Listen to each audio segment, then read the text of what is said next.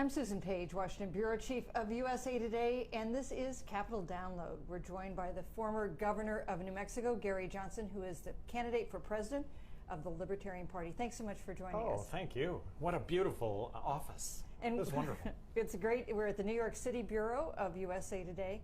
We're glad to be here, and we're also on Facebook Live. You expect to be on all 50 state ballots in November, the only third-party candidate who will have that status. You have a pretty good chance of getting into the debates. I think so. Name has appeared in several national polls, and the key will be just to continue to be included in those polls, I think. So before we talk about politics, let's talk about guns in the wake of the terrible tragedy in Orlando. And terrible tragedy. Oh my gosh. We now think the Senate will have a vote on a proposal to ban gun sales to those who are on government watch list. Hillary Clinton supports this. Donald Trump indicated in a tweet yesterday that he might support it. What is your view on this proposal? Well, it's my understanding that there are active members of Congress on this list, and the problem with these lists is that they're subject to error. To pivot a little bit, death penalty. I mean, anything that the government is involved in has an error of margin of error, and death penalty 3 to 4%. These watch lists 3 to 4% margin of error. So. If I need a gun for self-defense and I'm on one of these watch lists, well, maybe I'm prevented from getting that gun, and it results in something bad happening to me. So in your view, gun sales should not be banned to people who are on government watch lists because of that error factor that exists in any government list. That's the problem with government lists, is that there is an error factor. Hey, that's fine as people go along with it because I'm law-abiding. Well, in this case, you were law-abiding and you're on the list. If you could perfect the list more, for instance, make it easier for people to challenge having their names on a watch list, in that case, do you think it might be a good idea to keep those people from having guns? And if I were president of the United States, certainly you would look at how that might be streamlined and how that might be, in fact, acceptable. What about restricting gun sales to people who are mentally ill? I think we should absolutely be open to the debate and the discussion over that, but the problem is that I haven't seen any, I have not seen any proposal that would not actually result in me perhaps being denied the ability to get a gun if I wanted to. So you think that's back to this error factor. So you think that logistically, mechanically, it doesn't work because you can't really fairly identify people who are mentally ill? Well, yes, but should we be looking at it? Is there a way? Maybe. So just stay open to the discussion. You say you're open to the discussion, but if you look at what the Libertarian platform says on guns, it says, we oppose all laws at any level of government restricting, registering, or monitoring the ownership, manufacture, or transfer of firearms or ammunition. Do you agree with the platform position? Well, I would be nuanced to that platform position. I don't know what that means. What does that mean? Well, that we should be open to a discussion on keeping guns out of the hands of the mentally ill. Susan, I don't know how that manifests itself, but I'm looking to get elected president of the United States, and I just want people to know that I've got an open mind here regarding how government might interject itself in a lot of problems that we do have. So you're the two-term nominee, the second time you've been nominated by the Libertarian Party. Do you think some in the Libertarian Party would be unhappy to hear that you have some differences with them on that platform? Sure, just like Republicans had a problem with me on a number of issues on their platform, and Democrats would have the same thing. I mean, this is politics, and you make your pitch that in my case, I made the pitch that I should be the nominee. Bill Weld made the pitch that he should be the vice presidential nominee, and we did survive. Here's another proposal that's being revived in the wake of Orlando, and that is reviving the ban on sale of assault weapons. What would your view be on that? Well, I just think I'm in the camp that believes if you restrict gun ownership or restrict the sales of certain types of weapons, that just the criminals are going to have those weapons. And just think through this for a second. All right, so let's just say we ban assault weapons. Well, for everybody that owns an assault weapon that is law-abiding, now there's going to have to be, at the end of the day, there's going to have to be a penalty for owning that weapon. And how does it work? Are you going to trade that weapon into the government and they're going to pay you a certain amount of money No, you keep ownership of it, but at some point the government then assigns a criminal penalty for ownership of that weapon, and you end up incarcerating people that are otherwise law-abiding. I mean, there's a lot of complications with these issues, I think. You know, I think with these shootings, people have different reactions, obviously, and some people think this means there are too many guns. Other people might look at this and say, it means that there are not enough guns. We need more guns in the hands of law-abiding people to combat unstable people or deranged people who are going to shoot them. Which is your view? Well, these are all these atrocities have been happening in gun-free zones. And if there were law-abiding citizens that were carrying weapons, I'm not saying that they would lessen the impact of these horrible atrocities, but maybe they could. I looked into getting my concealed weapon, getting a concealed carry weapon after Aurora, Colorado, the shooting in the theater. Well, that was a gun-free zone, and as a law-abiding citizen, I wouldn't have been carrying in that theater because I am law-abiding. So, and it's my understanding, this has just come to light that there were, in fact, I guess, a couple of people that were carrying but weren't able to identify who was doing the shooting. But there is that possibility that if these were not gun-free zones, schools, Fort Hood was a gun-free zone, a military base, gun-free zone. So are we safer if more law-abiding people have guns, do you think? I think that's been borne out by a concealed carry being allowed in so many states, and that gun violence has gone down. Violence has gone down. I think it's the situation where, gee, do I try and steal this woman's purse in the parking lot, or are 7 or 8 of these people that are around here, are they carrying weapons, and I might get hurt? So you know, I'm gonna not accost her. So you think it's a deterrent to crime? I do. It just and regardless of whether it's a deterrent to crime or not, for you as an individual, if that is something that you would like as a self-defense tool, I think that you should be allowed to do that. Back to not doing any harm to anyone else. We asked for questions for you on Twitter and Facebook. Here's a question from a viewer, a reader on Twitter. He writes, "You are a known supporter of the Second Amendment, but do you actually own a gun? Do you own a gun?" I have purchased 2 guns in the I grew up hunting, but then gave that up. But in the last 5 years, I own 2 guns, and for self-defense purposes, and they're at my home in Taos. So you don't take them with you when you travel? I don't. Occasionally, I did traveling in the car because that was that's a legal right. But for the most part, they sit at home. And you have them for self-defense, not for hunting. Right. Yeah. Right. Yeah. Interesting. Have you ever used them? No. Yeah. I read an interview you did in 2012 when you were also the Libertarian nominee for president, in which you described gun ownership as a bulwark against a tyrannic government. How do you see that? Do you see this as a protection against the government as well? Many people do, and of course that was the basis for the Second Amendment in the first place, is to protect yourself against a tyrannical government. Nobody's going to invade the United States, given how heavily armed we are, but in situations, I mean, there have been atrocious drug raids, and atrocious drug raids that have resulted in the death of individuals that were completely innocent. I would just ask the question, if the DEA knew they were raiding someone's home where they had automatic weapons, if that was just a known element of, we're going to raid these people, would they have raided them in the first place, just knowing that they had that deterrent?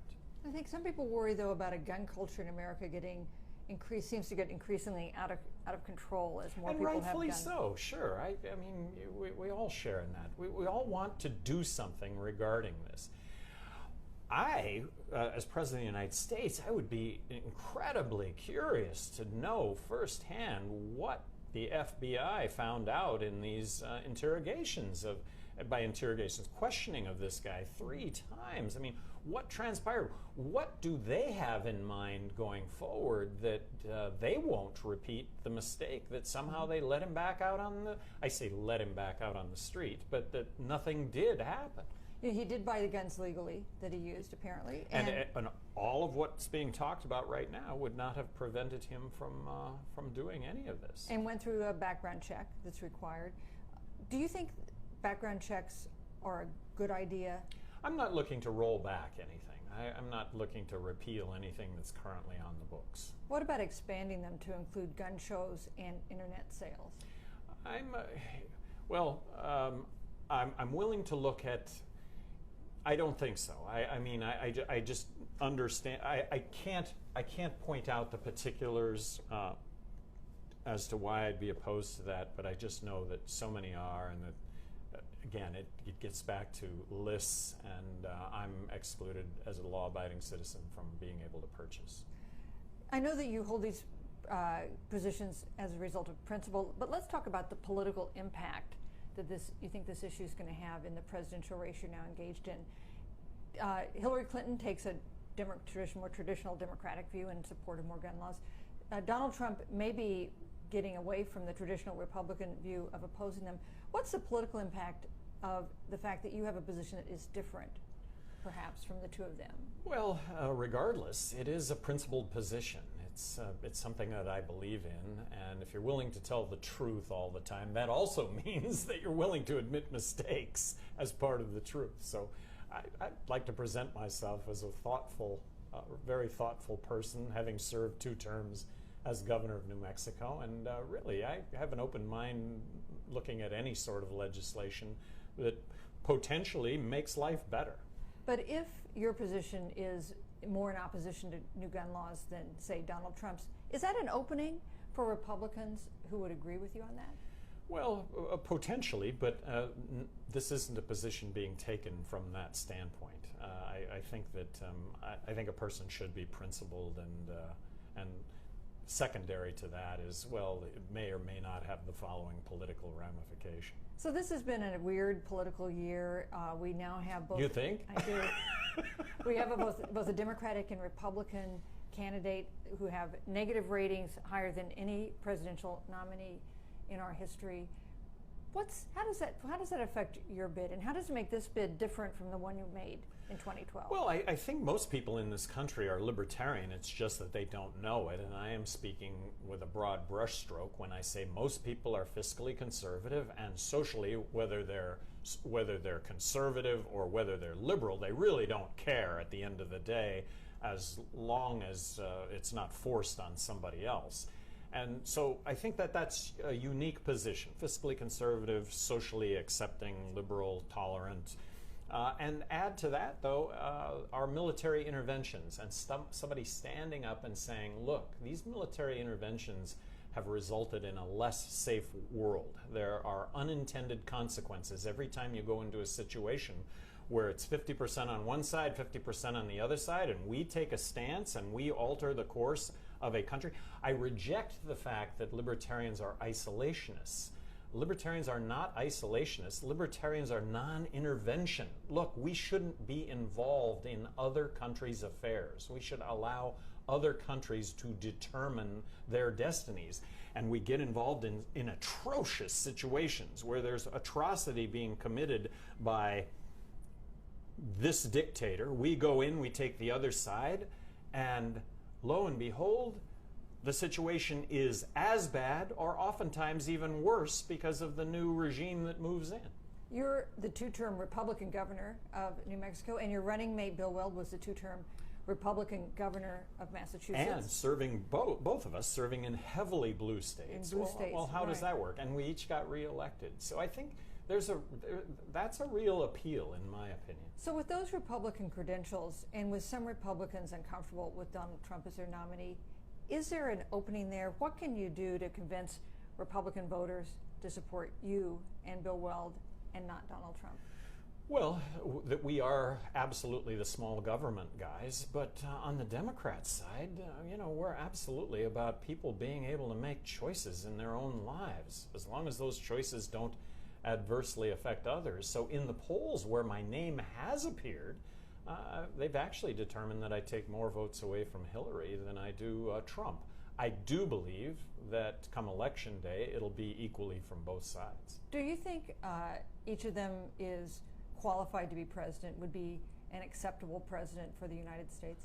You know, I don't even get into that, Susan. I will talk about their policy positions, and I so disagree with Donald Trump on immigration and the statements that he's made on free trade, that he's all for free trade, but he's going to force Apple to make their iPads and iPhones in the United States apply a 35% tariff, kill the families of Muslim terrorists, banning Muslims from coming into this country.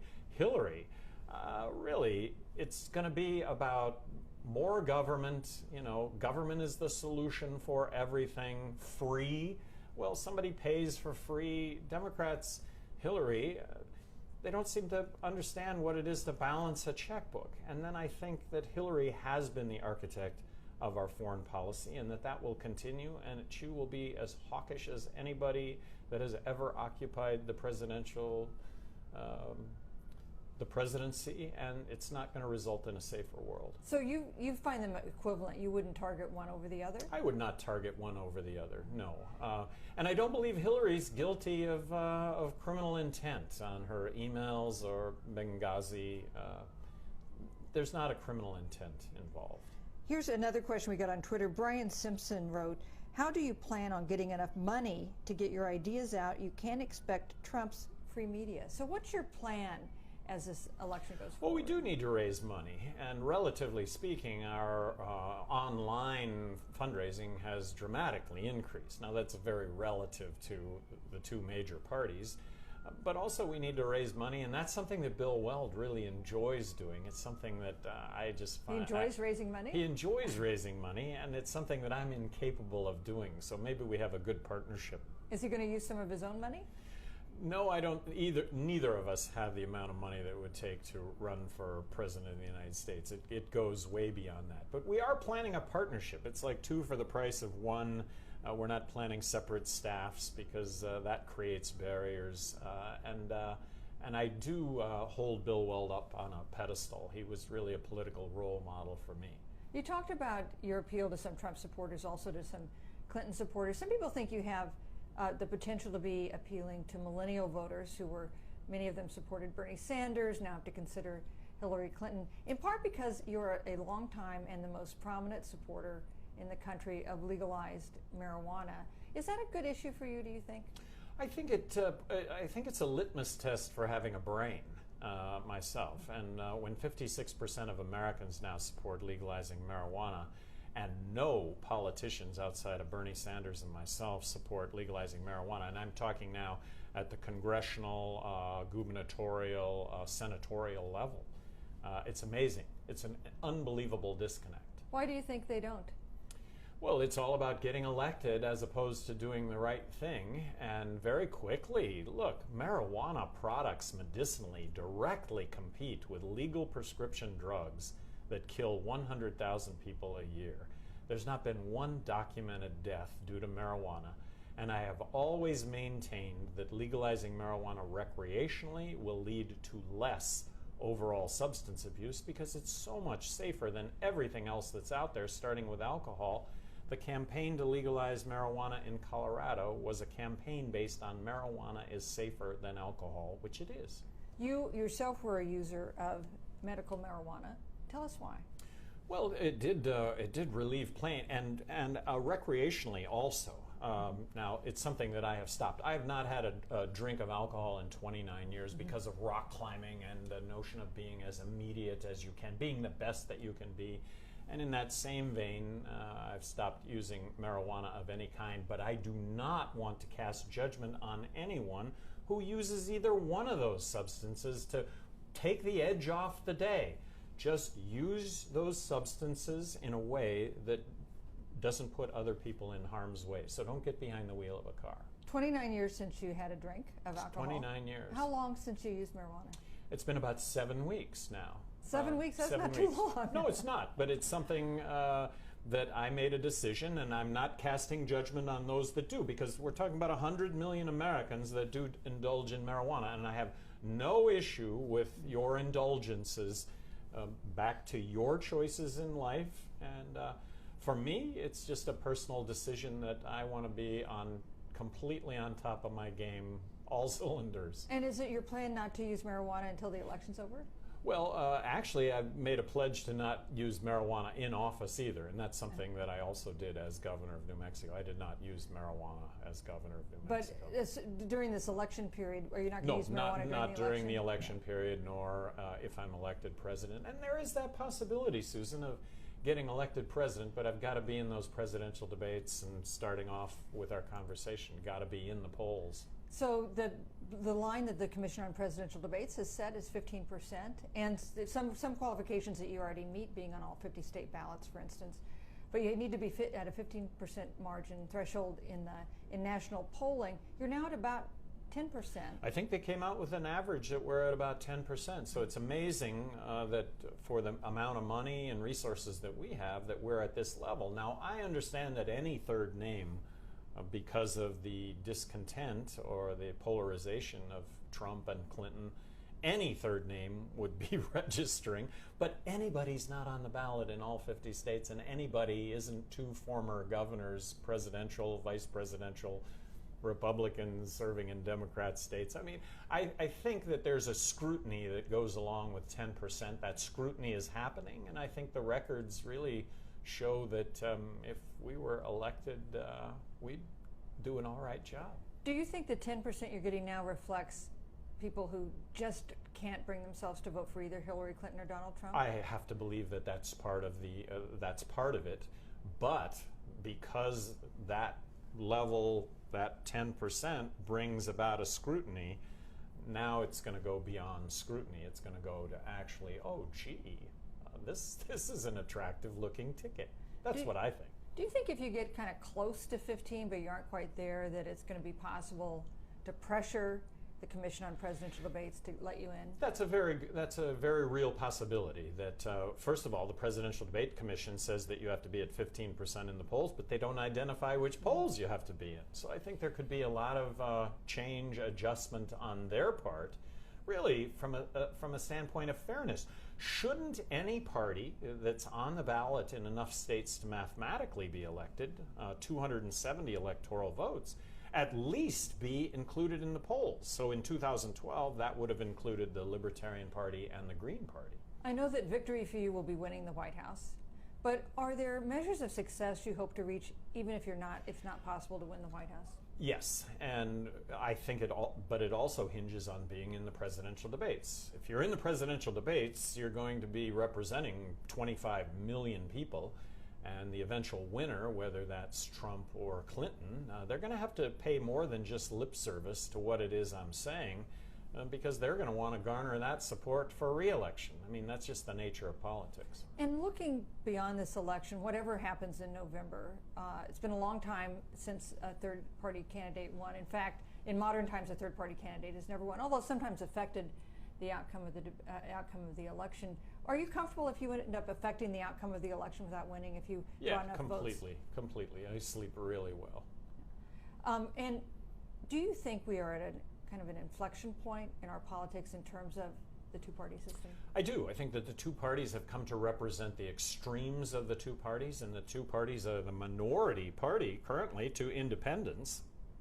And so really, the representation is just not there, and I think this election cycle is going to really bring focus to that. Governor Gary Johnson, thanks so much for joining us on Capitol Susan, Download. wonderful to be with you. Thank you.